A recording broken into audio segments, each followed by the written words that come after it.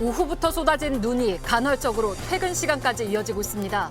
많은 시민들이 퇴근 시간을 앞당기고 대중교통을 이용했습니다. 가습기 살균제로 대규모 사상자를 낸 혐의로 재판에 넘겨진 SK케미칼과 애경산업 관계자들이 1심에서 모두 무죄를 받았습니다. 재판부는 안타깝다면서도 폐질환과의 인과관계를 인정할 증거가 없다고 설명했습니다. 코스피 지수가 어제에 이어 오늘도 100포인트 넘게 출렁였습니다. 개인 투자자가 주식을 사들이는 동안 기관 투자가는 팔아치우는 공방이 이어지고 있습니다. 금융당국은 개인 투자자의 반발에도 오는 3월 공매도 재개를 추진하기로 했습니다. 일본 정부 소속 선박이 사전 통보 없이 우리 배타적 경제 수역에서 측량 조사를 실시하다가 또 우리 해경과 대치했습니다. 일본 정부는 조사를 멈추라는 우리 해경의 요구를 거부했고 외교 채널로 우리 정부에 항의하기도 했습니다. 19살부터 49살 사이 일반 성인들은 11월 이후가 아닌 올해 3분기부터 코로나19 백신을 맞을 걸로 보입니다. 전 국민의 70% 이상이 백신을 맞아야 집단 면역이 생기는 걸 고려한 겁니다. 우선 접종 대상인 50살 이상의 건강한 성인 가운데 누가 먼저 맞아야 할지에 대한 논의도 빨라지고 있습니다. 한파함으로 닥친 서울의 한 재개발 지역입니다. 철거를 앞둔 시점이라 좀 황량한 모습인데 아직 남아있는 생명들이 있죠. 바로 고양이들입니다. 사람들이 모두 떠나버린 곳에서 고양이들을 돌봐주는 사람들의 이야기와 어떤 지원이 필요한지 잠시 후 밀착 카메라에서 전해드립니다. 뉴스룸을 시작합니다. 오후 3시쯤부터 수도권에 눈이 내리더니 한때 하늘이 안 보일 정도로 눈발이 휘몰아쳤습니다. 지난주 퇴근길에 맞닥뜨린 폭설 때문에 큰 고생을 했던 시민들은 귀갓길을 서둘렀습니다. 먼저 홍지용 기자입니다. 흩날리던 눈발이 거세지더니 앞이 보이지 않을 만큼 휘몰아칩니다. 내린 지 채 30분도 안 돼 쌓이기 시작했습니다. 도로 위 차들은 속도를 줄이고 신호가 바뀌어도 움직이지 못합니다. 못 지날 것 같은데요. 일주일 전 퇴근길 악몽이 채 가시지도 않은 상황. 시민들은 퇴근을 재촉했습니다. 미리 퇴근을 했습니다. 아, 퇴근을 미리 하실 수 있는 거예요? 예, 주차 출근제여가지고 1시간 정도 빨리 나왔습니다. 1시간 반에 2시간 정도 생각해요. 원래 40분 거리인데요. 일찍 나온 거예요, 평소보다. 버스 정류장과 지하철역도 일찍부터 붐볐습니다. 긴 줄이 늘어서기도 했습니다. 지난주 폭설에 밤새 도로에 갇혔던 시민들이 일찌감치 대중교통으로 몰린 겁니다. 지하철 타고 가려고 눈이 너무 많이 와서 저번에 여기 다 막히고 이랬었어서. 날이 어두워질수록 강변북로와 올림픽대로도 정체가 본격화됐습니다. JTBC 홍지용입니다. 네, 현장에 나가 있는 최종혁 기자를 연결해 보겠습니다. 최 기자, 지금 어디에 나가 있습니까? 네, 저는 남산 1호 터널에서 한남대교로 향하는 구간에 나와 있는데요. 지금은 보시는 것처럼 교통정체가 풀렸습니다. 하지만 제가 이곳에 오후 6시쯤 나왔었는데 도심에서 퇴근을 하는 차량들로 인해서 꽉 막혀 있는 모습을 볼 수가 있었습니다. 지난주에는 터널에서 나오기까지만 서너 시간이 걸리는 경험을 했다라는 시민들의 제보가 있었는데 오늘은 그 정도까지는 아니었지만 터널에서 이 한남대교 구간 역시나 차들은 거북이 걸음을 하고 있었습니다. 네, 그런데 지금 걱정되는 게 지금도 눈이 내리고 있네요, 계속. 네, 오늘 다들 경험하셨겠지만 눈이 내렸다 그쳤다를 반복을 하고 있습니다. 보시는 것처럼 지금 역시 눈이 내리고 있는 거고요. 다만 오늘 밤까지 이어지긴 하겠지만 기상청에 따르면 서쪽에서 부는 바람이 군구름을 동쪽으로 몰아내고 있습니다. 자, 이에 따라서 오늘 밤에는 경기 동부와 강원, 경북 일부 지역에 눈이 내릴 것으로 보입니다. 눈 혹은 눈이 다 녹더라도 그대로 얼어버리면 내일 출근길도 영향이 있을 텐데요. 자, 그러다 보니까 내일 빙판길 걱정하시는 분들이 있을 텐데 거기까지는 걱정하지 않으셔도 될 것으로 보입니다. 일단 밤사이 기온이 0도 안팎으로 예보가 되어 있고요. 서울의 경우에는 아침 최저 기온이 영하 4도까지 떨어질 것으로 보이지만 현재 많은 눈이 녹았습니다. 그리고 곧바로 영상으로 회복할 것으로 보이기 때문에 빙판길은 말씀드린 것처럼 걱정하지 않으셔도 됩니다. 다만 그럼에도 걷는 분이나 운전하시는 분 모두 주의를 하셔야 합니다. 네, 그런데 원래 기상청은 서울은 많게는 3cm 정도를 예측한 것 아니었습니까? 한눈에 봐도 그보다는 많이 왔는데요. 맞습니다. 당초 기상청은 1에서 3cm의 눈이 내릴 것이다 라고 예상을 했었습니다. 하지만 오후 2시부터 시작된 눈발이 3시에서 4시 사이에 갑자기 눈발이 거세지면서 그야말로 한방눈이 내리기 시작했는데요. 보시는 것처럼 이곳에도 눈이 아주 많이 쌓여 있습니다. 약 7cm 안팎이 되는 것으로 보이는데 약 3시 40분쯤이 되어서야 기상청은 그제서야 한파특보를 기상을 발령을 했습니다. 정확하게 다시 말씀드리면 3시 40분쯤 되어서야 대설주의보를 발령을 했습니다. 그러다 보니까 기상청이 날씨를 예보하는 것이 아니라 생중계하는 것이냐라는 비판을 갖고 있는데요. 지난주 대설에 이어서 이번 주도 같은 상황이 반복이 되고 있는 겁니다. 다만 올해는 기상 이변이나 기후 불안정 등으로 인해서 오늘과 같은 게릴라성 폭설 잦을 것으로 예상이 되고 있습니다. 네, 고생했습니다. 최종혁 기자였습니다. 지난주 큰 비판을 받았던 제설 작업은 오늘은 조금 더 빨랐습니다. 또 내린 눈의 양이 지난번보다 훨씬 적기도 했습니다. 다만 진작에 이랬더라면 하는 아쉬움은 있습니다. 이가혁 기자가 서울 시내 제설 현장을 둘러봤습니다. 주민센터 직원들이 제설제가 든 자루를 분주히 옮깁니다. 제설 기기에 채워 넣기, 꽁꽁 언 덩어리를 깨는 게 만만치 않습니다. 어떤 게 제일 힘들어요? 아니, 얼어 있으니까 그게 이제 깨기가 좀 힘들지. 정오부터 제설 1단계 비상근무를 유지하던 서울시. 오후 3시 40분 서울 일부 지역에 대설주의보가 내려지자 2단계로 올렸습니다. 네, 지금 골목 곳곳을 다니면서 제설제를 뿌리고 있는 상황입니다. 지금 눈은 완전히 그쳤지만 밤 사이에 또 땅이 꽁꽁 얼 것을 대비해서 한 번 더 제설제를 뿌리는 겁니다. 지난 폭설 때는 이런 이면도로 곳곳까지 제설을 못했습니다. 이 때문에 큰 도로를 겨우 뚫고 왔더라도 차를 버리고 귀가하는 시민들이 많았습니다. 그때는 밤이라 안 왔죠. 오늘은 지금 제가 이 차를 보는 거예요. 제설제는 쌓인 눈이 5cm 이하일 때 효과를 냅니다. 오늘 서울 시내에 내린 눈은 4cm 정도. 최대 14cm 가까이 내린 지난 6일과 달리 미리 뿌린 제설제가 효과를 냈습니다. 기온도 북극 추위 수준은 아니었습니다. 그래서 앞으로도 제설이 잘 될지는 오늘 상황으로만 판단하긴 이릅니다. 다만 적어도 오늘처럼 미리미리 움직여야 하는 건 분명해 보입니다. JTBC 이가혁입니다. 지난 10년간 800명이 넘는 사람들이 피해를 호소한 가습기 살균제가 있습니다. SK케미칼이 만들고 애경산업이 팔았던 가습기 메이트입니다. 이 가습기 살균제를 쓴 12명은 끝내 숨졌습니다. 두 업체에 대한 재판은 2년간 이어졌고 결국 오늘 무죄가 선고됐습니다. 폐질환과의 연관성이 입증되지 않았다는 이유였습니다. 먼저 오선민 기자입니다. SK케미칼과 애경산업이 만들어 판매한 가습기 메이트는 옥시의 옥시싹싹에 이어 두 번째로 많은 피해자를 냈던 제품입니다. 주요 성분은 CMIT와 MIT입니다.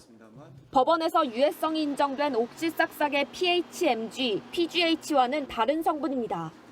2018년 환경부는 가습기 메이트의 성분으로 인한 폐 손상의 위험이 인정된다고 밝혔습니다. 옥시 제품과 성분이 달라도 같은 질환이 나타났다고 설명했습니다. 하지만 법원의 판단은 달랐습니다. 1심 재판부는 업무상 과실치사 등의 혐의로 기소된 SK케미칼과 애경산업 전직 대표들에게 무죄를 선고했습니다. 현재까지 이뤄진 모든 연구에서 CMIT, MIT 성분과 폐질환이나 천식 사이에 인과관계가 입증된 적이 없다고 설명했습니다. 동물 실험의 결과가 있긴 하지만 비현실적인 수준의 농도로 진행됐고 이마저도 질환과의 관련성이 나타나지 않았다고 했습니다. 환경부가 피해를 공식 인정한 건 피해자 구제를 목적으로 폭넓게 봤던 것일 뿐 과학적으로 입증된 것은 아니라고 설명했습니다. 다만 이번 판결의 한계는 인정했습니다. 연구 결과가 추가로 나오면 역사적으로 어떤 평가를 받게 될진 모른다고 밝혔습니다. 그러면서 어마어마한 피해가 발생한 사회적 참사로 인식되고 있다며 안타깝고 착잡하기 그지없다고 했습니다. 검찰은 항소하겠다고 밝혔습니다. 재판부가 동물 실험 결과와 인체 피해의 차이점을 간과하고 전문가들이 엄격한 절차를 거쳐 심사한 피해 판정 결과를 부정했다고 반박했습니다. 이번 재판은 2년 가까이 이어졌습니다. 항소심에서 살균제 성분과 폐질환의 인과관계가 입증될 또 다른 증거들이 제출된다면 판단은 달라질 수 있습니다. JTBC 오선민입니다. 피해자들은 오늘 법정에 와서 선고 결과를 직접 듣기도 했습니다. 증거가 없다는 재판부의 설명에 피해자들은 내 몸에서 일어나는 일이 다 증거라고 말했습니다. 무죄를 받은 당사자들은 아예 취재진을 피하거나 피해자들에게 할 말이 없느냐는 질문에 아무런 답을 하지 않았습니다. 이어서 신아람 기자입니다. 선고 직후 SK케미칼과 애경산업 전 대표는 취재진들을 피해 법정을 빠져나갔습니다. 법원 밖에서 다시 취재진과 마주친 이들은 아무런 답을 하지 않았습니다. 피해자들에게 좀 하고 싶은 말씀 없습니까? 피해자 조순미 씨는 방청석에서 선고 결과를 들었습니다. 가습기 메이트를 쓴 뒤 폐손상과 천식, 독성 간염을 앓게 됐다는 조 씨는 3년 전부터 24시간 내내 산소 공급기를 써야만 합니다. 증거인멸은 그럼 뭐하러 했을까요? 어떻게 한두 명도 아닌 모두를 무죄로 할 수 있습니까? 숨이 멎을 것 같아서 죽을 것 같습니다. 이제는 죽음이 두렵지 않다며 피해자들과 다시 싸우겠다고 했습니다. 내 몸에서 일어나는 일, 그것이 다 증거인데 그 증거조차를 인정하지 못하는 사법부나 가해기업이나 정부나 다 받아들이지 못하고 용서할 수 없습니다. 출산 전으로 제품을 썼다가 딸과 함께 폐섬유화와 천식을 앓게 됐다고 말하는 손수연 씨도 마찬가지입니다. 폐섬유화는 갖고 태어날 수 있는 유전적인 게 아니거든요. 환경적인 요인이지. 이렇게 명백하게 사람이 증거인데 오로지 생쥐 몇 마리로 실험한 동물 실험으로 인과관계가 밝혀지지 않았다고 해서 이게 인과관계가 없다라고. 참여연대는 피해자들과 함께 기자회견을 열고 항소심에서 최선을 다해 진실을 밝히겠다고 말했습니다. JTBC 신아람입니다. 어제에 이어 오늘도 코스피 지수는 100포인트 넘게 출렁였습니다. 크게 보면 기관과 외국인은 팔아치우고 있는데 개인 투자자들이 주식을 사들이면서 버티고 있는 양상입니다. 경고음도 울리고 있습니다. 시장의 변동성을 나타내는 이른바 공포지수는 반년 만에 거의 최대치를 기록했습니다. 흐름이 그만큼 불안하다는 의미입니다. 먼저 이지은 기자입니다. 오늘 코스피 지수는 전날보다 0.71% 떨어진 3,125선에 장을 마쳤습니다. 한때 2% 넘게 빠져 3,050선 밑으로 내려가기도 했습니다. 어제 장중 170포인트에 이어 오늘은 107포인트를 오르내렸습니다. 시가총액 상위 종목들도 대부분 파란불을 켰습니다. 삼성전자는 한때 8만 원대로 떨어졌고 SK하이닉스, LG화학, 현대차 등도 줄줄이 약세를 보였습니다. 이날 개인은 2조 3,100억 원 정도를 사들였습니다. 어제보단 줄었지만 여전히 높은 매수세입니다. 하지만 기관 투자자와 외국인의 매도세에 주가는 오르지 못했습니다. 기관은 1조 7,200억 원, 외국인은 6,200억 원을 내다 팔았습니다. 시장이 출렁이자 공포지수라 불리는 코스피 200 변동성 지수는 어제 오늘 반년 만에 최고 수준까지 올랐습니다. 반년 전엔 코로나 재확산 우려로 주가가 급락했던 시점입니다.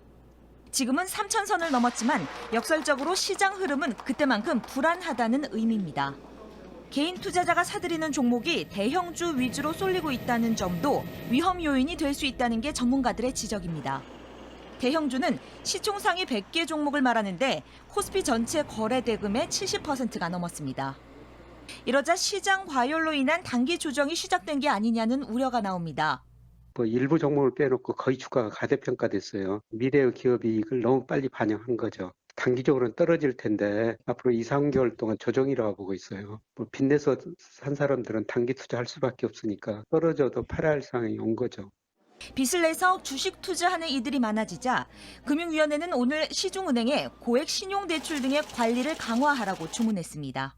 JTBC 이지은입니다. 금융당국은 한시적으로 금지해놨던 공매도를 3월부터 재개할 계획입니다. 공매도는 주가가 하락할 걸 계산해서 투자하는 기법입니다. 주로 외국인과 기관 투자자가 씁니다. 사실상 지금 주가를 끌어가고 있는 개인 투자자들은 상승세에 찬물을 끼얹을 거라며 반발하고 있습니다. 김서연 기자입니다. 금융위원회가 공매도를 금지한 건 지난해 3월입니다. 코로나19 여파로 주가가 폭락했기 때문입니다. 하지만 최근 주가가 3,000선을 넘자 금융위원회는 오는 3월 공매도를 다시 허용하는 걸 추진하겠다고 밝혔습니다. 금융당국은 별다른 설명이 없었지만 전문가들은 최근 과열된 주식시장을 진정시키려는 목적이 크다고 봅니다. 공매도는 없는 주식을 빌려서 판 뒤 주가가 떨어지면 되사서 수익을 얻는 투자 기법입니다. 개인에겐 문턱이 높아 주로 외국인과 기관이 씁니다. 개인 투자자들은 반발합니다. 외국인과 기관의 묻지마 공매도로 주가가 떨어진 적이 많다는 겁니다. 동학개미들이 한꺼번에 쓸쓸하게 주식시장을 퇴출하는 그런 사태가 벌어질 우려가 있기 때문에 참 걱정스럽습니다. 막 봄이 시작돼서 꽃망울이 피려는 무렵에 거기다가 땅에다가 얼음물을 끼얹는 행위랑 똑같습니다. 이러자 정치권에서도 공매도 금지 조치를 연장해야 한다는 목소리가 나오고 있습니다. 동학개미가 과감하고 적극적으로 투자할 수 있도록 제도를 점검하고 보완해야 합니다.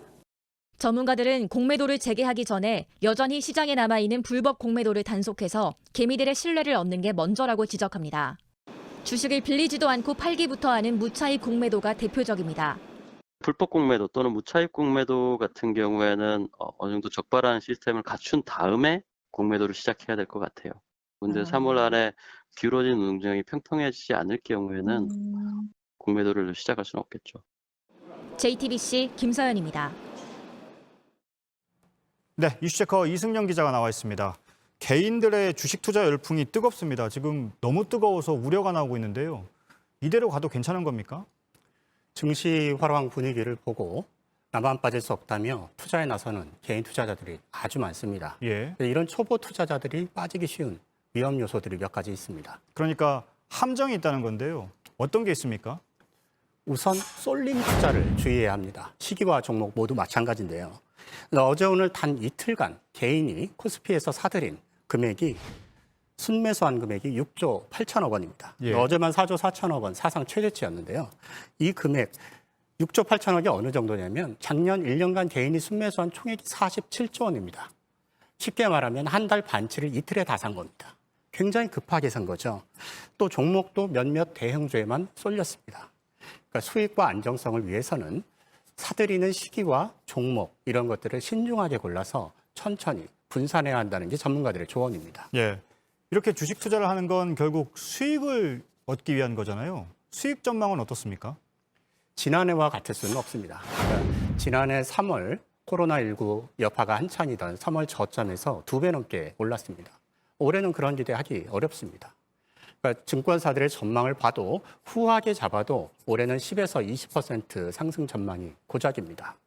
특히 변동성이 커져서 주가가 급하게 오르내리는 날들이 많을 겁니다. 그런 하락장이 왔을 때 조급하게 사고 팔면 큰 손실을 볼 수도 있는 겁니다. 네. 지금 가장 우려되는 건 빚을 내서 투자하는 사람들이 많다는 겁니다. 금융당국도 우려를 하고 있죠? 그렇습니다. 가장 우려되는 게 그건데요. 여기 보시면 신용공여 잔고가 20조 5,100억 원을 기록했습니다. 이게 사상 최대치입니다. 금융당국이 신경을 곤두세우고 있습니다. 이것과 별개로 증시 투자를 위한 대기자금이라고 하는 주식 예탁금이 72조 3천억, 이것도 역대 최대치입니다. 그 돈 자체는 빚으로 잡지 않지만 결국 은행 등에서 대출을 받아서 주식을 사려고 들어온 돈이 많아 보입니다. 이렇게 과도하게 빚을 내서 투자를 하면 위험합니다. 빚낸 돈을 그 이자하고 수수료를 제하고서 그 이상 수익 내는 것 쉽지 않습니다. 특히 증시가 조정을 받으면 손실이 눈덩이가 됩니다. 그래서 정부도 신경을 써야 하지만 무엇보다 새로 투자하는 투자자 개인이 신경 써야 합니다. 네, 잘 들었습니다. 이슈체커 이승영 기자였습니다. 일본 정부가 위안부 피해 할머니들에게 배상을 해야 한다는 우리 법원의 판결로 한일 간의 긴장이 고조된 가운데 이번엔 배타적 경제 수역에서 충돌했습니다.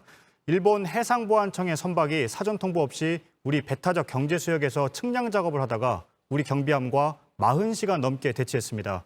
우리가 조사를 중단할 걸 요구했지만 일본은 계속 거부했고 되레 우리 정부에 항의까지 했습니다. 윤서령 특파원입니다.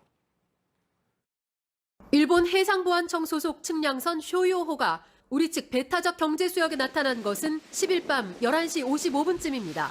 제주도 서귀포에서 126km 떨어진 수역입니다. 해양경찰청 경비함이 무선을 통해 즉각 조사를 중단할 것을 요구했지만 쇼요호가 이를 거부하며 양측의 대치는 오늘 오후 4시 넘어서까지 무려 40시간 이상 이어졌습니다. 이 지역은 양국의 배타적 경제수역이 겹치는 중간 수역에 해당합니다. 배타적 경제수역의 기준인 영토에서 200해리, 약 370km 안에 포함되는 겁니다. 한일 어업협정에 따라 어선의 어업 활동은 자유롭지만 정부 선박은 유엔 해양법에 따라 상대 국가의 사전 허가를 받아야 합니다. 그러나 일본은 허가를 받기는커녕 우리 정부에 항의를 했습니다. 我が国の排他的経済水域において行われているものであり、韓国側の中止要求等は受け入れられない旨抗議をしております。 일본 측량선은 지난해 8월에도 인근 수역에 무단으로 들어와 2달 동안 측량 작업을 벌였습니다. 우리 정부는 국제법 및 관련 법령에 따라서 우리 정부의 관할 수역에서 정당한 법 집행 활동을 상시적으로 수행하고 있습니다. 외교부는 위안부 판결 이후 한일 간 긴장이 다시 고조되는 점 등을 주목하면서 반복되는 일본의 배타적 경제 수역 침범 의도를 분석하고 있습니다. 도쿄에서 JTBC 윤서령입니다. 네, 한 가지 예고를 해드리면 오늘 뉴스룸에선 새해 들어 연이어 기록을 쓰고 있는 손흥민 선수의 인터뷰를 전해드립니다. 팬들이 보내온 질문 2,000여 개를 추려 손흥민 선수와 친분이 두터운 배우 박서준 씨가 물었습니다. 잠시 뒤에 전해드리겠습니다. 네, 코로나 백신 관련해서는 우리 방역 당국이 50살 이상 접종이 집단 면역의 중요한 기준이라고 보고 50살 이상부터 우선 접종 대상에 포함시킨 걸로 파악됐습니다. 이 중에서도 원래 앓던 병이 있는 사람들은 더 먼저 맞는 방안도 검토되고 있습니다. 19살에서 49살 사이 성인들은 3분기부터 백신을 맞을 걸로 보입니다. 오효정 기자입니다. 당초 우선 접종 대상은 요양시설에 있는 환자와 관계자, 의료진 등이었습니다. 여기에 65살 이상 고령층이 들어있었습니다. 50살부터는 대상이 아니었습니다. 그런데 정부가 50살에서 64살 성인을 넣었습니다. 집단 면역을 만드는데 50살 이상 접종이 중요하다는 전문가들의 의견을 받아들인 겁니다. 감염률과 사망률이 높다는 점도 고려됐습니다. 방역당국은 이 가운데서도 우선순위를 정하고 있습니다. 순위 선정에 관여하고 있는 한 관계자는 앞으로 2, 3주 안에 우선순위를 결정할 것이라고 말했습니다. 이 작업이 마무리돼야 우선 접종 대상자 안에서도 세부 계획이 마련될 걸로 보입니다. 50살 이상 중에서도 고혈압이나 당뇨 등 기저질환이 있는 사람들이 더 먼저 맞게 될 가능성이 높습니다. 질병관리청은 접종 순서와 시기, 범위 등은 전문가 논의 등을 통해 면밀히 검토하고 있다고만 설명했습니다. 19살에서 49살 사이 성인은 11월 이후에나 접종이 시작될 걸로 알려졌습니다. 방역당국이 이때까지 우선 접종 대상자에 대한 접종을 마치겠다고만 설명했기 때문입니다. 하지만 오늘 이들에 대한 접종도 3분기부터 하겠다고 밝혔습니다. 11월 정도까지는 집단 면역 수준을 형성할 수 있도록 하겠다라고 말씀을. 방역당국은 대부분 백신이 2번 맞아야 하기 때문에 이걸 고려해서 일정을 만들겠다고 덧붙였습니다. JTBC 오효정입니다. 네, 이런 가운데 정부가 곧 코로나 백신을 더 확보했다는 소식을 발표할 걸로 보입니다. 미국 제약사 노바백스가 만든 백신 약 1,000만 명분에 대한 계약이 임박한 걸로 저희 취재 결과 확인됐습니다. 이렇게 되면 우리나라가 확보한 백신은 모두 6,600만 명분까지 늘어납니다. 박민규 기자입니다. 또 다른 플랫폼의 백신을 추가 도입하는 노력을 해왔고 최근에 상당한 진전이 있었습니다. 정세균 총리가 언급한 건 미국 노바백스사의 백신으로 파악됐습니다. 정부 관계자는 JTBC에 이달 말 계약 완료를 목표로 노바백스 측과 협상 중이라며 분량은 조금 달라질 수 있지만 1,000만 명분 안팎이 될 것이라고 설명했습니다. 앞서 정부는 파이자와 모더나, 아스트라제네카 등의 백신을 5,600만 명분 확보한 상황. 하지만 혹시 있을지 모르는 부작용에 대비해서 노바백스 측과도 협상을 벌여왔다는 겁니다. 노바백스 백신은 코로나19 바이러스의 단백질 조각을 합성해 만드는 방식입니다. 지금까지 확보한 4개 백신과는 원리가 다릅니다. 현재 3상 임상시험이 진행 중이고 1분기에 결과가 나올 예정인데 승인이 나면 국내 생산이 가능하다는 장점도 있습니다. 국내 기업이 노바백스와 위탁 생산 계약을 마친 상태이기 때문입니다. 이런 가운데 여당에서는 조만간 개발될 코로나 치료제를 무료로 공급하는 방안도 검토하고 있습니다. 더불어민주당 이낙연 대표가 코로나 치료는 국가가 책임지는 게 맞다는 원칙을 밝힌 뒤 검토에 들어간 겁니다. 어제 문 대통령이 온 국민 백신 무료 접종을 약속한 지 하루 만에 치료제 무료 공급 얘기까지 나온 겁니다. 여권에서는 지금도 코로나19 진단과 치료에 드는 돈을 법에 따라 정부가 부담하고 있는 만큼 추가 재정 부담이 크지는 않을 걸로 보고 있습니다. 다만 지원 대상의 규모와 기간 같은 구체적인 내용은 당정 협의를 거쳐 확정될 전망입니다. JTBC 박민규입니다. 백신을 들여온다는 소식에도 코로나 상황을 완전히 안심할 수 없게 하는 게 변이 바이러스가 계속 나오고 있다는 겁니다. 특히 일본에서 확인된 변이 바이러스는 기존의 영국과 남아공발 변이 바이러스의 특성을 모두 갖고 있다는 연구 결과가 나오면서 우리 방역 당국도 긴장하고 있습니다. 이희정 기자입니다. 일본 국립감염증연구소가 10일 공개한 연구 자료입니다. 논문에 따르면 일본 변이 바이러스는 영국과 남아프리카 공화국 변이체의 특성을 모두 가지고 있습니다.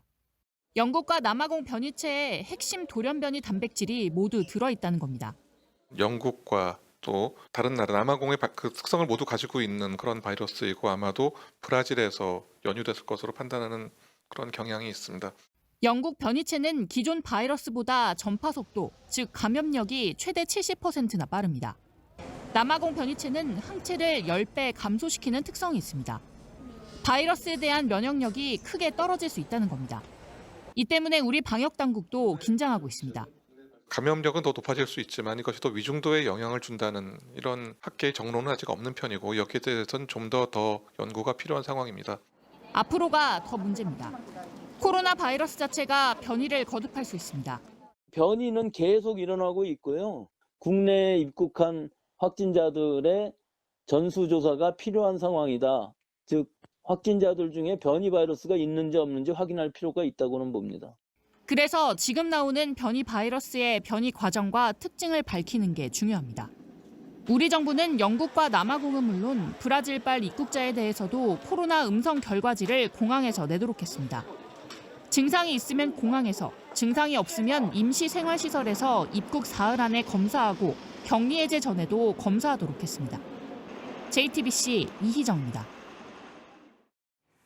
국내 코로나19 확진자는 537명으로 어제보다 조금 늘어난 가운데 방역 지침을 무시한 일부 종교시설에서의 집단 감염이 계속 이어지고 있습니다.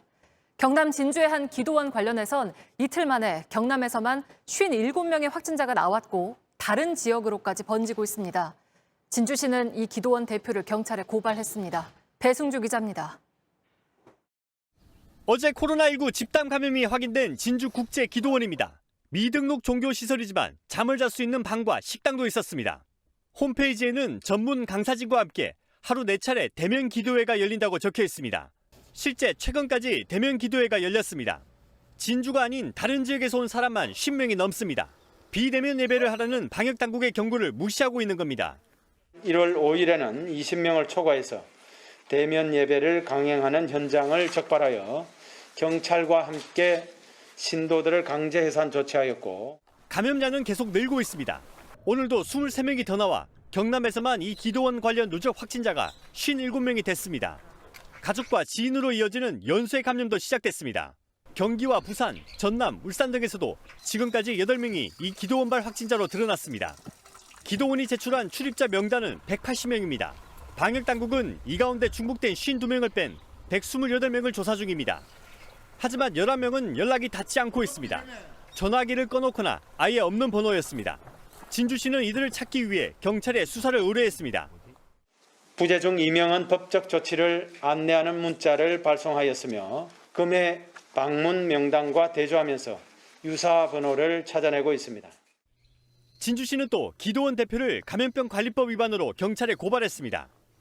방역당국은 지난 3일 경기 남양주에서 온 목사와 부산에서 온 목사를 통해 최초 감염이 시작된 것으로 보고 감염 경로를 추적 중입니다. JTBC 배승주입니다. 또 관련 확진자가 600명 가까이 나오고 있는 경북 상주의 선교시설 BTJ 열방센터는 경찰이 핵심 관계자 2명에 대한 구속영장을 신청했습니다. 여기에 또 다른 주요 관계자의 휴대전화도 압수를 해서 그동안 어떻게 방역을 방해해 왔는지 들여다보고 있습니다. 정진명 기자입니다. 경찰이 오늘 경북 상주 BTJ 열방센터 핵심 관계자 2명에 대해 구속영장을 신청했습니다. 역학조사를 방해한 혐의입니다. 앞서 지난달 30일에는 상주 열방센터를 압수수색하기도 했습니다. 경찰은 여기에 또 다른 열방센터 주요 관계자의 휴대전화도 압수했습니다. 휴대전화를 분석해 이들이 어떻게 조직적으로 방역 지침을 어기고 행사를 진행했는지 살피고 있습니다. 경찰은 열방센터 측이 집회 참석자 명단을 늦게 제출한 점을 주목하고 있습니다. 상주시는 지난해 11월 27일과 28일에 열린 선교 행사 참석자 명단을 12월 4일까지 달라고 했습니다. 하지만 명단을 내놓은 건 17일이었습니다. 정부가 전 국민을 대상으로 열방센터를 다녀갔으면 코로나 검사를 받으라고 재난안전 문자를 보낸 날입니다. 그땐 이미 늦었습니다. 명단 제출 안 하고 있던 사이 전국적으로 열방센터발 감염은 이미 퍼지고 있었습니다. 이뿐만이 아닙니다. 광주광역시는 지난달 초 심층 역학조사를 통해 열방센터와 일부 확진자들의 연결고리를 찾았습니다. 확진자의 위성 위치 추적 장치에서 열방센터의 흔적을 찾은 겁니다. 이때까지 확진자들은 열방센터를 다녀왔다고 말하지 않았습니다. 전국 각지에서 모였다 흩어졌지만 좀처럼 흔적도 남기지 않았습니다. 이렇다 보니 집합금지 등 방역 조치도 제대로 할 수 없었습니다. 모일 때 휴대폰 끄라간다. 이제 심층에서 GPS를 봐보니까 우선 휴대폰이 뚝 끊어지거든. 그래서 이게 비슷한 양상인가 보다 하고 이제 찾아낸 거죠. 광주광역시는 열방센터 방문자가 계속 추가로 드러나면서 애초 그제까지였던 진단검사 행정명령 시한을 더 연장하기로 했습니다. JTBC 정진명입니다. BTJ 열방센터에선 1차 유행 때부터 계속 집회가 열렸습니다. 특히 집회에 참석한 사람들이 열이 난다고 말을 해도 감기약을 주면서 코로나 검사를 받지 말라고 했다는 증언도 나왔습니다. 열방센터에 다녀갔던 사람들 중에 67%는 아직도 검사를 안 받고 있습니다. 윤두열 기자입니다. 인터콥 홈페이지에 올라온 글입니다. 열방센터 방문자들은 코로나 검사 받으라며 코로나19 극복에 협력해달라고 적었습니다. 관련 확진자가 500명을 넘어서자 이제서야 호소문을 올린 겁니다. 상주 열방센터에서 열린 집회에 꾸준히 왔던 한 참석자는 열방센터발 확진자가 이렇게 퍼진 데에는 이유가 있다고 했습니다. 집회마다 수백에서 수천 명 참가했는데 열이 나는 등의 증상을 호소하는 이들이 덜어 있었다고 했습니다. 그런데 별다른 조치는 없었다고 말했습니다. 감기약 아무거나 그냥 주사기 치고 안 나아지면 집에 갈 때 아무나 더 먹어라. 증상을 호소해도 코로나 검사를 받아보라는 얘기는 없었고 되레 검사 받지 말라는 얘기는 들었다고 기억했습니다. 실내 양성이 나와가지고 인터콥 관계자들한테 영향력이 끼치면 안 되니까 그냥 감기라고 생각하고 넘기면 그냥 지나갈 거다. 이런 얘기를 했었어요. 인터콥 간부가 이런 말을 해서인지 열방센터 방문자가 검사받는 속도는 여전히 더딥니다.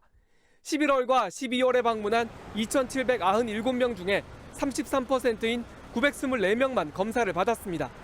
이 가운데 126명이 양성 판정을 받았습니다. 이들이 감염시킨 사람까지 포함하면 관련 확진자는 576명에 이릅니다. 연락을 받지 않으시거나 그 연락처 자체가 사실과 다르게 작성된 사항도 발견되고 있습니다. 이 때문에 서울시를 비롯한 여러 지자체들이 열방센터를 다녀온 이들은 꼭 검사를 받으라고 행정명령까지 내렸습니다. 이 가운데 어제까지 검사하라고 명령 내렸던 경기도는 검사 안 받은 사람들에 대해 고발을 검토 중입니다. JTBC 윤두열입니다. 여성 확진자가 없다고 장담했던 동부구치소에선 지난 주말에 이어 오늘 5명의 여성 확진자가 더 나왔습니다. 법무부가 수용자들에 대한 방역에 너무 방심했다는 비판을 또 면하기 어렵게 됐습니다. 조보경 기자입니다. 동부구치소 8차 전수검사 결과 수용자 7명이 추가로 확진됐습니다. 이 중 5명이 여성입니다. 여성 확진자가 처음 나온 지 3일 만입니다. 5명 중 3명은 첫 확진자인 A씨와 함께 방을 사용했습니다. 또 다른 1명은 다른 수용자들에게 음식을 나눠주는 배식 업무를 담당했습니다. 나머지 1명은 바로 옆방에 있던 여성입니다. 그런데 A씨는 확진되기 전 나흘 동안 방 밖을 나간 적이 없습니다. 이들 중 누가 먼저 감염이 됐는지 누가 누구에게 옮긴 것인지는 확인되지 않았습니다. 동부구치소는 수용실에 공조 시스템이 설치돼 있지 않다고 밝혔습니다. 직접 접촉하지 않고 공기로 감염됐을 리가 없다는 설명입니다. 여성 확진자가 더 나오면서 법무부가 방역을 제대로 한 게 맞느냐는 비판을 피할 수 없게 됐습니다. 법무부는 여성들은 5차례 검사에서 모두 음성을 받았다며 별다른 조치를 취하지 않았습니다. 남성과 여성들은 생활 공간이 분리돼 문제가 없다고 했고 6차 전수검사에선 여성들을 제외하기도 했습니다. 전국 교정시설의 확진자도 더 늘었습니다. 현재까지 1,249명입니다. 동부구치소에서 영월교도소로 옮긴 11명은 이송 10일 만에 확진됐습니다. 상주교도소에선 직원 2명이 확진됐는데 상주 BTJ 열방센터와 관련이 있는지 방역당국이 조사 중입니다. JTBC 조보경입니다. 어제 신년사에서 문재인 대통령이 주택 공급에 역점을 두겠다고 한 뒤에 정부가 대책 마련에 속도를 내고 있습니다. 핵심은 도심 역세권을 개발해서 높은 주상복합과 아파트를 짓는 겁니다. 서울 영등포역이나 성수역 주변의 공업지역에 자급자족을 할 수 있는 이른바 압축도시를 세우는 방안이 거론되고 있습니다. 정아람 기자입니다. 서울 영등포구는 전체 면적의 20% 이상이 준공업지역입니다. 서울 자치구 가운데 가장 높은 비율입니다. 준공업지역은 해당 부지의 공장 비율이 절반이 넘는 곳을 말합니다. 이처럼 낙후된 준공업지역과 일반 주거지역에 고층 주상복합과 아파트를 짓는 방안이 추진됩니다. 정부가 설 전에 발표하기로 한 부동산 공급 대책에 들어갈 것으로 보입니다. 한 건물에 사무실과 병원, 편의시설 등이 모여서 다른 건물에 갈 필요가 없는 압축도시라는 개념입니다. 정부는 땅 주인들이 임대주택을 비롯한 공공주택을 지으면 준주거지역으로 용도를 바꿔주고 용적률을 700%까지 늘려줄 계획입니다. 영등포구 물레동과 성동구 성수동 등이 후보지로 거론됩니다.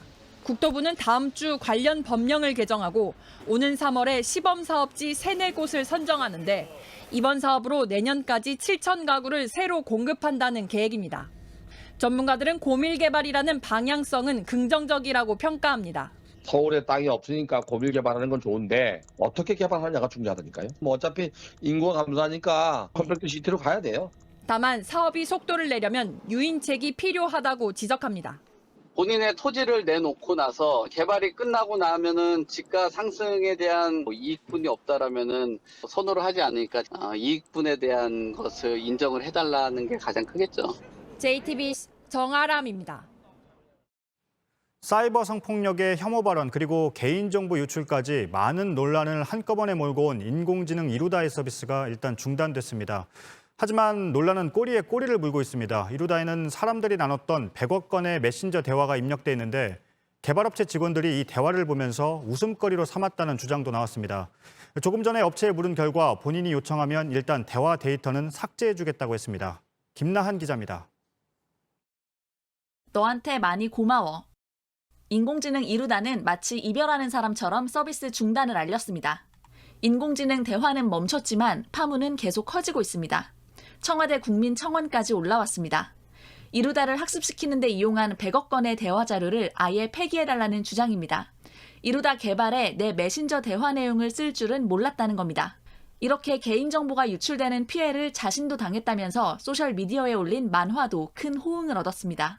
이 개발업체에 근무했다는 제보자는 JTBC 취재진에게 메신저 대화 내용이 함부로 취급됐다고 했습니다. 이 제보자는 이루다 개발팀이 수집한 사용자의 메신저 대화 중 연인 간의 성적 대화가 사내 메신저 단체방에 공유됐다고 했습니다. 이런 행동을 해도 내부에선 별다른 지적이 없었다고 했습니다. 개발업체는 이 주장이 사실인지 조사 중입니다. 19년부터 현재까지. 그래서 1차적으로 이제 카톡은 끝냈고 슬랙이 양이 많으니까 지금 나눠서 조사를 하고 있는 중이에요. 주소나 이름 같은 개인정보가 이루다 서비스에서 튀어나온 데 대해서도 사과했습니다. 다만 예를 들면 계좌번호 알려져 있어서 나 우리은행인데 010 한글로 얘기했어요. 네. 그럴 경우에는 못 잡아낼 수 있어요. 잡아내는 내 데이터는 무조건 다 지워줘. 루다한테 학습시키는 거 싫어. 이러면 저희가 JTBC 김나한입니다. 인공지능 이루다는 지난달 23일에 세상에 나왔습니다. 우리 정부가 1년간 준비한 인공지능 윤리 기준을 발표한 날이기도 합니다. 이후 20일 만에 이루다는 큰 논란과 과제를 남겼습니다. 현재 법과 제도는 인공지능을 어디까지 제어할 수 있는지 또 앞으로는 어떻게 나아가야 할지 성화선 기자가 짚어봤습니다. 이루다 논란은 크게 두 가지입니다. 대화 내용이 부적절했는지, 개발 과정에서 개인정보를 함부로 가져다 썼는지입니다. 먼저 나선 건 이루다 개발에 쓴 메신저 대화 당사자들입니다. 동의를 받지 않고 썼으니 개인정보보호법 위반이라는 겁니다. 집단 소송 움직임도 있습니다. 개인정보보호위원회도 조사에 들어갔습니다. 하지만 논란이 커지는데도 조사 속도가 더딥니다. 아직은 오늘 내일이라 할 것 같은데요. 위원회는 5천만 원 이하의 과태료를 매길 수 있습니다. 수사기관에 고발하고 대표나 임원을 징계하라고 권고도 할 수 있습니다. 이와 달리 대화 내용 자체는 처벌하기 어렵습니다. 이루다가 당한 사이버 성폭력도 이루다가 내뱉은 혐오 발언도 모두 법적 책임을 묻기 어렵습니다. 현재 AI 자체는 법인격이 없기 때문에 처벌이 어렵습니다. 고의 과실을 인정하기가 매우 어렵습니다. 법 위반은 아니지만 인공지능 윤리 기준엔 어긋납니다. 이루다는 프라이버시 보호, 다양성 존중, 편향되지 않은 데이터 관리 등 윤리 규정을 여럿 어겼습니다. 전문가들은 개발 과정에서 걸러내는 시스템이 절실하다고 말합니다. 금기어만으로는 어떤 부작용이 나타날 수 있을지 제대로 이렇게 걸러낼 수가 없죠. 일종의 평가 기준 또는 체크리스트 같은 거를 마련을 할 수가 있을 건데 휴대전화를 떨어뜨리려고 쓰는 건 아니지만 떨어졌을 때도 망가지지 않게 실험을 반복하는 것과 같은 원리란 겁니다. JTBC 성화선입니다. 한 치과 의사가 출근길에 폭행을 당해서 얼굴뼈가 부러지고 뇌출혈 진단까지 받았습니다. 진료에 불만을 품은 환자의 아들이 때린 겁니다. 조소희 기자가 보도합니다. 치과 의사 A씨가 병원 엘리베이터 앞에 섭니다. 뒤따라온 남성이 머리채를 잡더니 주먹질이 이어집니다. 머리를 숙이자 얼굴에 발길질을 하고 무릎으로 얼굴을 때립니다. 폭행을 하는 남성은 30대 정모 씨, 옆에서 이를 지켜보던 여성은 정 씨의 친구였습니다. CCTV 있다니까 밖으로 길거리 끌고 나간 거예요. 그러니까 안에서 때리면 안 보이잖아요, 밖이. 그 여자한테 는 그 치과 의사면 안 돼 하면서 손목을 뭐 잘라버려야 된다 하면서 그거 준비된 거 그거 줘 이렇게 했대요. A씨는 3년 전 치과를 인수했습니다. 정 씨는 인수하기 전 병원에서 임플란트 시술을 받은 환자의 아들입니다. 자신의 아버지가 치과 진료로 후유증이 심하다고 주장합니다. 인수 전 치과 의사가 합의금 1,000만 원 이상을 전달했지만 뒤이어 진료를 했던 A씨도 책임이 있다며 고소했습니다. 검찰은 최근 정 씨가 고소한 사건에서 A씨에 대해 무혐의 결정을 내렸습니다. A씨는 정 씨 폭행으로 눈 주위 얼굴뼈가 내려앉고 뇌출혈 증상까지 보여 전치 8주 진단을 받았습니다. 이에 대해 정 씨는 JTBC 취재진에 A씨가 아버지를 멸시하고 모욕적인 말을 해서 폭행했다고 말했습니다. 이런 가운데 경찰은 정 씨를 사건 당일 한 차례 조사하고 집으로 돌려보냈습니다. 이후 소환 조사나 추가 조치는 취하지 않은 것으로 파악됐습니다. A씨는 계속 협박에 시달리고 있다는 입장입니다. 가해자를 그냥 그 현장에서 잡혔으니까 데리고 가가지고는 간단하게 물어보고 돌려보내버렸어요. 이제 메시지 서로 아들이 약 올린 부분만 캡처해가지고 아들이 먼저 때렸다. JTBC 조소입니다. 아기가 죽었어요. 사랑이 죽었다고요. 네, 지난해 9월 대낮에 만취해서 운전을 하다가 6살 아이를 숨지게 한 50대에게 법원이 징역 8년을 선고했습니다. 유족은 음주운전이 끊이지 않는 건 이런 약한 처벌 때문이라고 강하게 반발했습니다. 송우영 기자가 보도합니다.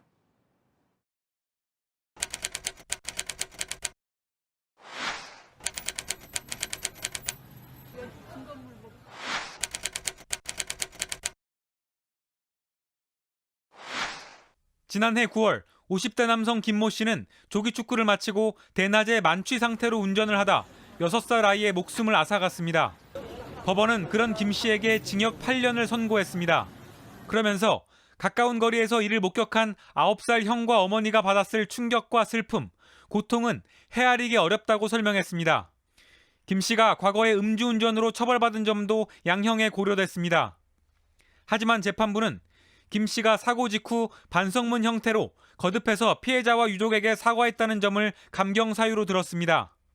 유족은 선고 직후 가해자를 위한 법이라며 강하게 반발했습니다. 앞서 검찰이 징역 10년을 구형했는데 이보다 적은 형량이 나온 건 부당하다고 했습니다. 자동차에 보험이 가입됐다, 반성문을 썼다, 몸이 아프다, 그런 걸 어떻게 2년을 더 삭감해주고 더 높이질 못한 망정, 이게 말이 되는 판결입니까? 사법부에 대한 불신도 드러냈습니다. 음주운전이 예방이 안 되는 게 이런 판결 때문에 정말 안 되는 겁니다. 이거는 음주운전은 지금까지 재판부와 사법부의 다 책임이라고 생각합니다. 검찰은 판결 내용을 검토한 뒤 조만간 항소 여부를 결정할 방침입니다. JTBC 송우영입니다.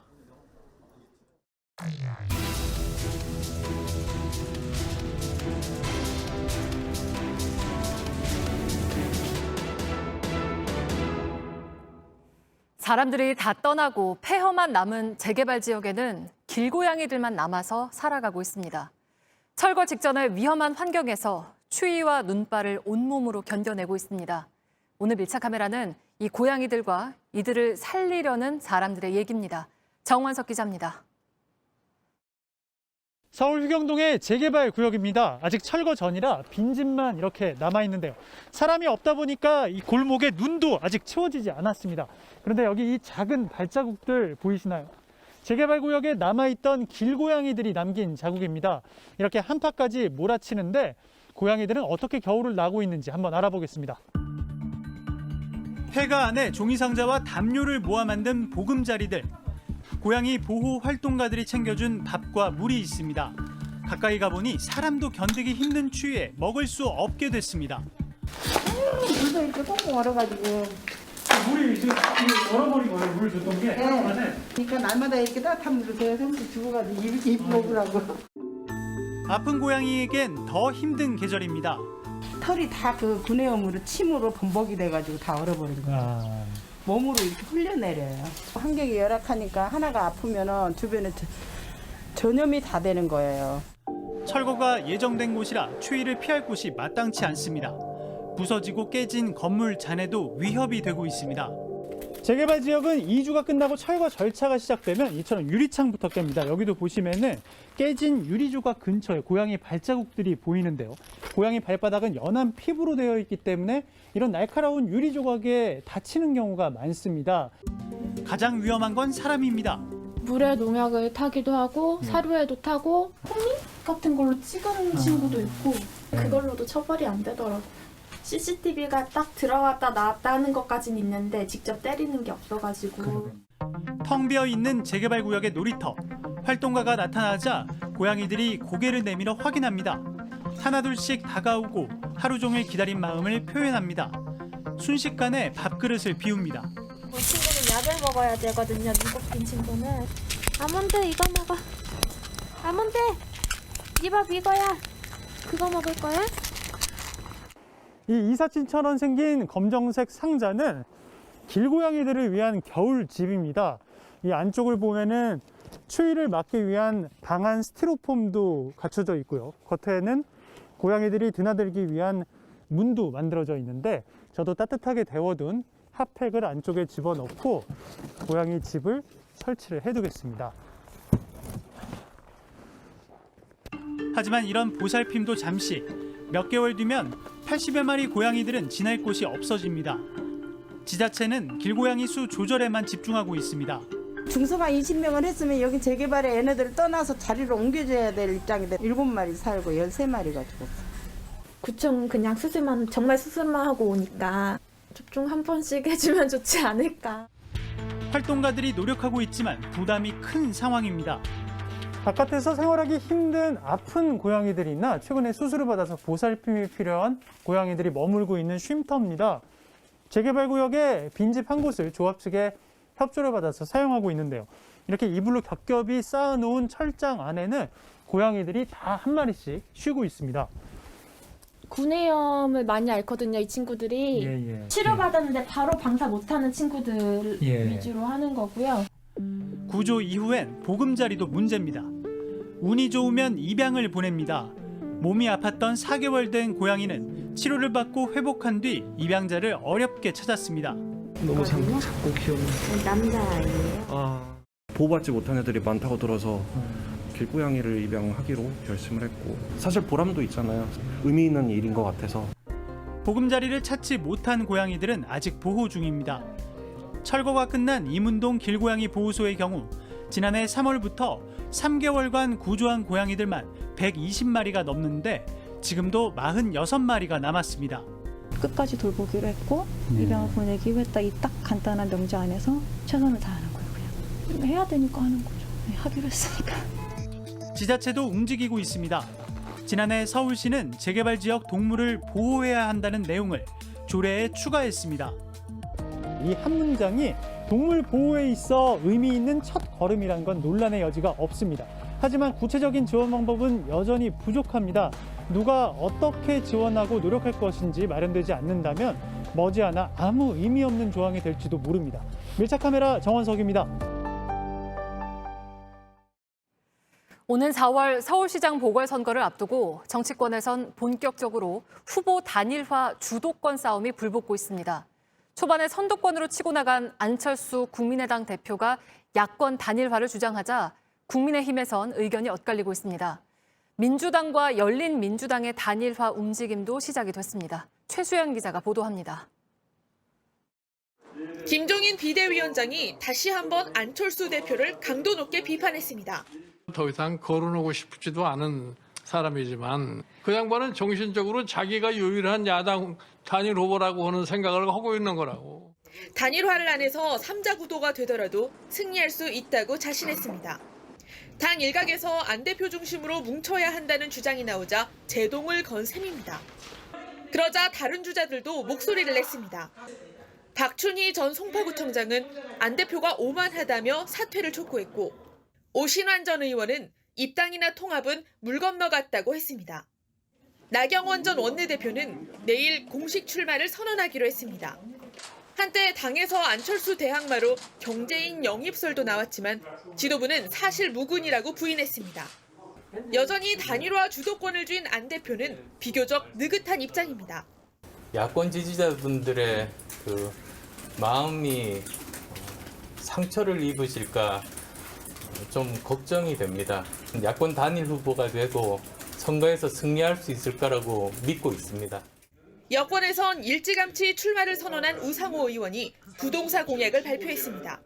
특히 오래되고 낙후된 강북 지역의 아파트 재건축은 적극적으로 검토하겠습니다. 우상호 의원은 김진애 열린민주당 의원과 단일화 추진에 합의했습니다. JTBC 최수연입니다. 박범계 법무부 장관 후보자는 폭행 혐의로 기소된 상태입니다. 지난 2019년 국회에서 여야 의원들이 몸싸움을 하다가 벌어진 일 때문입니다. 검찰은 재판부에 당시 국회 CCTV를 증거로 제출했는데 박 후보자는 이걸로는 정확히 알 수 없다고 맞서고 있습니다. 그런데 당시 상황을 찍은 저희 취재기자 전화기 속에 해당 장면이 들어있는 걸 뒤늦게 발견했습니다. 김필중 기자입니다. 민주당 보좌진들이 뛰기 시작합니다.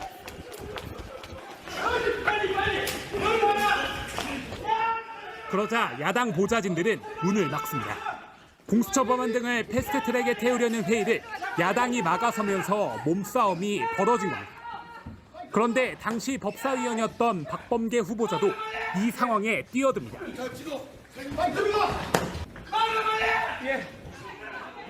박 후보자가 문을 막고 있던 야당 보좌진의 목을 움켜쥡니다. 그러고는 문에서 떼어냅니다. 이런 상황들을 고려해 검찰은 물리력을 행사해 회의장을 확보하려 했다며 박 후보자에게 폭행 혐의를 적용한 걸로 보입니다. 하지만 검찰이 증거로 제출한 국회 내부 CCTV 영상만으로 당시 상황을 정확히 알 수 없다는 게 박 후보자 측의 그동안 반박이었습니다. 이런 가운데 사법시험 존치를 요구하는 고시생 모임 측은 박 후보자를 명예훼손으로 고소했습니다. 이들은 고시 존치를 요구하기 위해 찾아갔다 박 후보자에게 맞았다고 주장하고 있습니다. 하지만 박 후보자가 오히려 자신이 맞을 뻔했다고 반박하자 고소장을 제출한 겁니다. 이들 논란은 모두 오는 25일로 확정된 박 후보자의 국회 인사청문회에서 도마에 오를 전망입니다. JTBC 김필준입니다. 조 바이든 미국 대통령 당선인의 취임식까지 이제 일주일 정도 남은 상황에서 워싱턴의 긴장감이 높아지고 있습니다. 이번 주말부터 극우 단체가 또 폭력 시위를 할 거란 정보가 들어오면서 연방정부가 비상사태까지 선포했습니다. 김필규 특파원의 리포트 먼저 보시고 워싱턴 연결하겠습니다. 지난주 트럼프 지지자들의 난입 사태 이후 의회 주변에는 철창이 쳐졌습니다.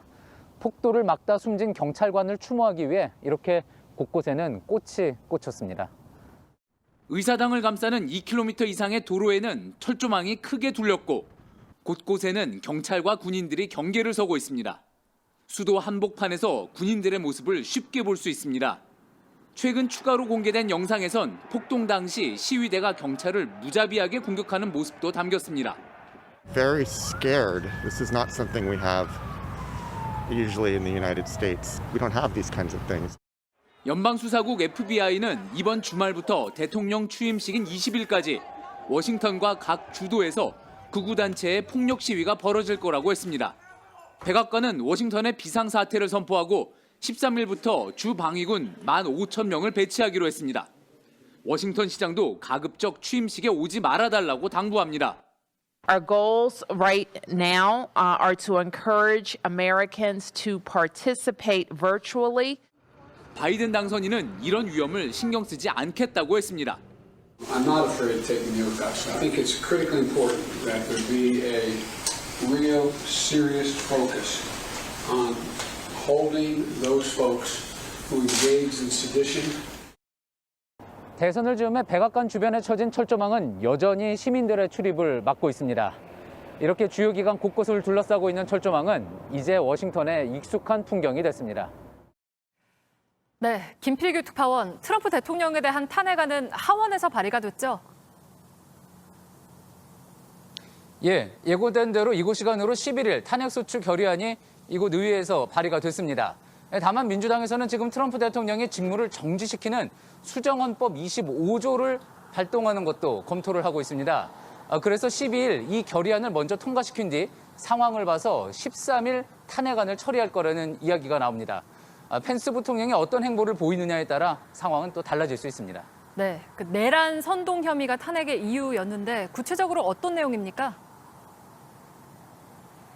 예, 탄핵안은 내적 분량이었습니다. 지난 6일 트럼프 대통령이 지지자들에게 했던 연설 내용을 기본적으로 문제 삼았는데요. 먼저 들어보시죠. We're going to have to fight much harder. I know that everyone here will soon be marching over to the Capitol building.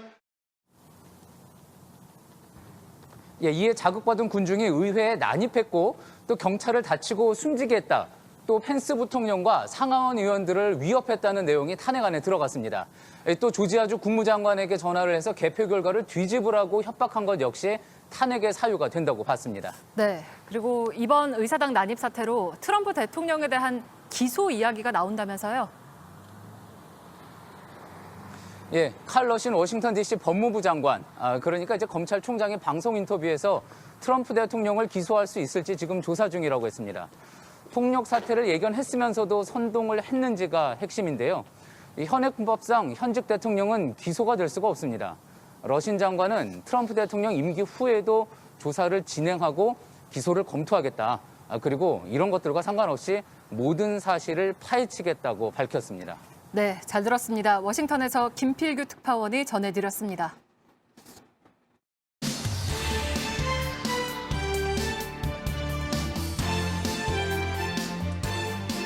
한 걸음 더 친절하게 김소연의 백브리핑 시작합니다.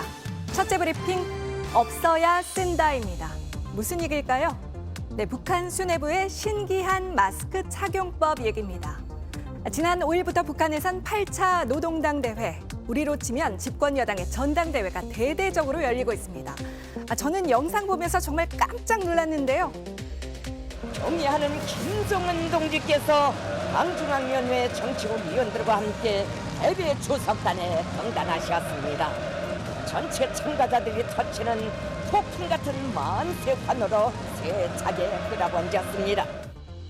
네, 7,000명이 모였다는데 마스크도 없이 다닥다닥 붙어서 저렇게 소리를 지르면 튀는 침방울은 괜찮은 걸까요?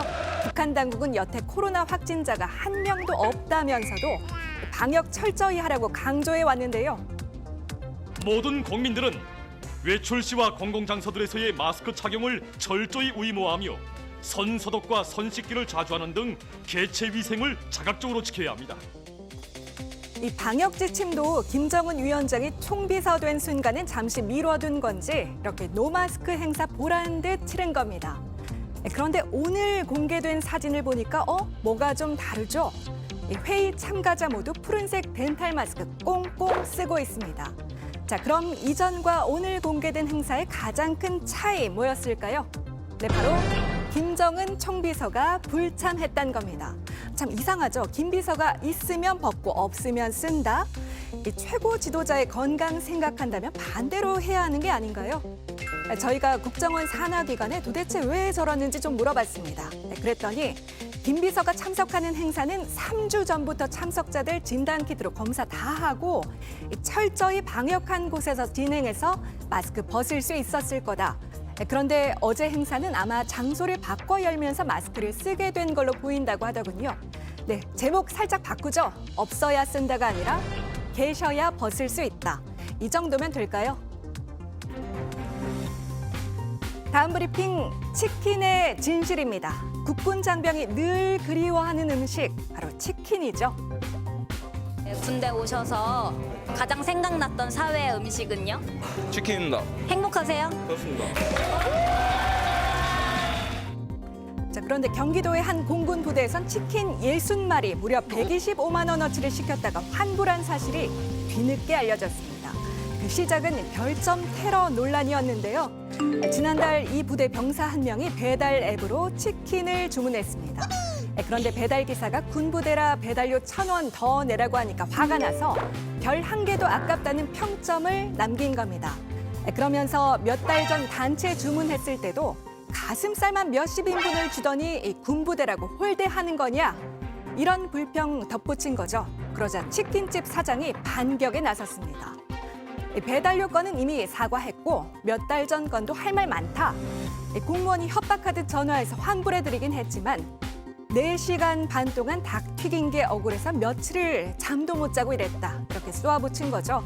자, 그러자 누리꾼들이 아니 소상공인한테 군부대가 갑질했단 말이야. 처벌해주세요. 이런 청원이 청와대 게시판까지 올라온 겁니다.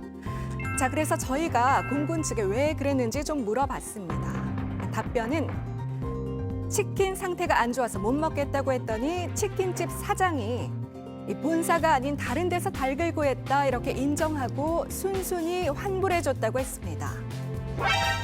하지만 저희가 치킨 회사 측에 또 물어보니까 저희가 내려보낸 닭이 맞는데요 라는 답변이 돌아왔습니다.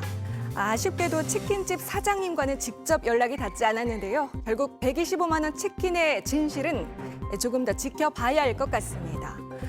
아무튼 부디 코로나로 하루하루가 힘든 소상공인이나 휴가도 제대로 못 가는 군인들이나 모두가 상처받는 일 없이 원만하게 해결됐으면 하는 바람입니다. 오늘 백브리핑 여기까지입니다.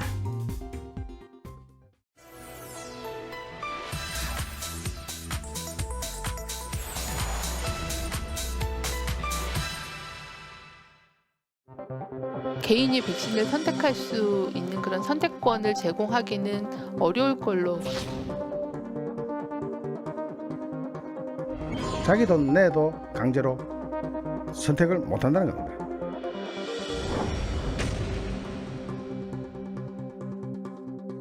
정부가 어제 백신 접종 계획을 설명하면서 어떤 백신 맞을지 이 선택권을 주기는 어렵다고 밝혔습니다. 이걸 두고 중국 백신 맞추려는 거다, 국민을 마루타로 삼겠다는 거다, 이런 주장들 생각보다 많습니다. 바로 팩트체크해 보겠습니다. 중국이 자체 개발한 백신은 시노백과 시노팜입니다. 안정성 논란이 있는 건 맞습니다. 그러나 이 백신들 정부가 들여오기로 한 목록에 없습니다. 현재 개별 협상이나 코백스 퍼실리티 차원 도입도 검토되고 있지 않습니다. 중국 백신에 대해서는 정부 차원에서는 구매 계약을 하거나 구매에 나선 적은 없습니다. 백신 선택권이 없어서 중국 백신을 맞게 된다? 사실이 아닙니다. 내가 어떤 백신 맞을지 고르지도 못하게 하는 건 공산주의적 발상 아니냐는 주장도 있습니다. 그러나 이건 우리나라만의 사정은 아닙니다. 미국도 현재 화이자 모더나 백신 가운데 어떤 백신으로 유통망이 갖춰졌느냐에 따라서 지역별로 선택권이 갈립니다. 백신 도입이 빠르고 선구매량이 많아도 마음에 드는 백신을 골라 맞을 여유가 어느 나라도 없다는 겁니다. 그럼에도 정부가 검증 거쳐 도입한 백신은 모두 안전하니 믿고 맞아달라는 게 공통된 입장입니다. If the choice is between a good vaccine and no vaccine, I'm going to just go for whichever good vaccine is available. 정치 성향에 따라 이 백신은 좋다, 이 백신은 나쁘다 비난하다 보니까 공산주의란 말뿐 아니라 국민을 마루타 삼겠다는 거냐 이런 극단적인 표현도 등장합니다. 여당 현직 의원조차 백신 추정 주사를 국민에게 주입하자는 건 마루타 삼겠다는 거란 글을 썼다가 고쳤습니다. 백신 접종률을 높이려면 백신에 대한 이런 막연한 불안감 없애야 합니다. 그래서 외국에선 정치 지도자들이 앞장서서 백신 맞겠다고 팔 걷어붙입니다. 팩트체크였습니다. 흙먼지를 일으키면서 두 마리 동물이 엉켜서 실랑이를 벌입니다. 가까이에서 볼까요? 사자와 그 몸집의 절반도 채 안 되는 개가 싸우고 있는 건데요. 개는 다시 한번 사자에 달려들고 앞발을 크게 맞았지만 아랑곳하지 않고 끝까지 맞섭니다. 그러고는 개는 제 갈 길을 가죠. 사자는 그 모습을 우두커니 지켜봤습니다. 불길에 휩싸인 화물차 안에 흰 연기가 자욱합니다. 오늘 새벽 2시쯤 충남 홍성군 서해안 고속도로에서 목포 방면으로 가던 25톤 화물차가 앞서가던 25톤 LPG 운반 트럭을 들이받았습니다. 차량에 불이 나면서 소방서 추산 7천만 원 상당의 재산 피해가 났고 다행히 인명 피해는 없었습니다. 문 밖으로 하얀 연기가 뿜어져 나오고 집안 곳곳은 까맣게 탔습니다. 오늘 새벽 동작구의 한 아파트 2층에서 불이 나 침실에 있던 50대 지적장애인 A씨가 숨졌습니다. A씨는 혼자서 살고 있었는데 평소 자녀들이 오가며 돌봤던 걸로 전해졌습니다. 한 남성이 허공에 돈다발을 뿌립니다. 오늘 오후 경남도의회 본회의장입니다. 집회 200만 원을 뿌린 이 사람은 송순호 경남도의원입니다. 송 의원은 지난해 하반기 의장단 선거에서 금품이 오갔다면서 엄정한 검찰 수사를 촉구하기 위해 그랬다고 설명했습니다. 앞서 경남도의회 김하용 의장, 장규석 제1부의장은 지난해 동료 의원의 결혼을 앞두고 축의금으로 각각 100만 원을 전달했다가 뇌물 공여와 정치자금법 위반 혐의로 수사를 받고 있습니다.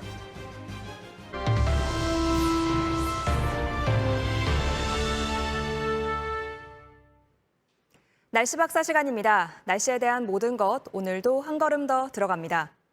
오늘 서울은 또다시 하얀 악몽을 떠올린 하루였습니다. 레이더 영상을 보면 눈구름이 오후 3시쯤 수도권을 뒤덮었는데요. 이후에도 오락가락하며 많은 눈을 뿌렸습니다. 당시 서울 동대문구에서 찍은 영상인데요. 굵은 눈발에 차는 물론 이렇게 도로 위에도 눈이 쌓였습니다. 서울은 오늘 4cm 이상 내렸습니다. 서울 일부와 수도권, 강원 영서와 충청 등에는 대설주의보가 내려지기도 했습니다. 대설주의보는 눈이 24시간 동안 5cm 이상 새로 쌓일 걸로 예상될 때 내려집니다. 5cm, 왠지 적게 느껴지는데요. 실제 비로 바꾸면 5mm 정도입니다. 하지만 눈은 1cm마다 차이가 매우 큽니다. 눈이 쌓인 양에 따른 교통사고 건수를 나타낸 그래프입니다. 많이 쌓일수록 교통사고 수는 증가하는데요. 눈이 1cm 더 올 때마다 교통사고는 약 10% 늘어났습니다. 부쩍 잦은 눈에 또 기습폭설이 오는 건 아닐지 궁금하실 텐데요. 이번 주 금요일 중부와 전라도를 중심으로 눈 또는 비 예보가 있습니다. 미리 참고하시면 좋겠습니다. 중부 지역에 눈을 뿌린 이 눈구름은 상층의 기압골과 따뜻한 서풍이 만나서 생긴 건데요. 점차 동쪽으로 이동하겠습니다. 밤사이 강원 영서에 눈을 뿌리고 그칠 걸로 예상됩니다. 오늘 낮엔 전국적으로 어제보다 5도 정도 더 높았는데요. 따뜻한 서풍과 남서풍이 불어왔기 때문입니다. 기압계를 보면 내일도 고기압의 영향으로 따뜻한 서풍과 남서풍이 불어오겠습니다. 이 영향으로 내일 아침도 오늘보다 덜 춥겠습니다. 서울은 영하 4도, 춘천은 영하 8도가 예상됩니다. 낮에는 기온이 더 오르는데요. 포근하다고 느끼실 수도 있겠습니다. 남부 지역은 10도 이상인 노란빛인데요. 서울은 8도, 대구는 11도까지 오르겠습니다. 한편 오늘 미세먼지가 서쪽 지역을 중심으로 기승이었습니다. 내일은 더 심하겠는데요. 황사와 중국발 미세먼지가 더해지겠습니다. 세종은 내일 고농도 미세먼지 비상 저감 조치가 내려진 상태입니다. 내일 제주를 제외하고 전국이 나쁨 수준이 예상됩니다. 건강관리에 유의하시기 바랍니다. 지금까지 날씨 박사 김세연입니다. 오늘 뉴스룸은 여기까지입니다. 내일 저녁 7시 40분에 찾아뵙겠습니다. 시청해주신 여러분 고맙습니다.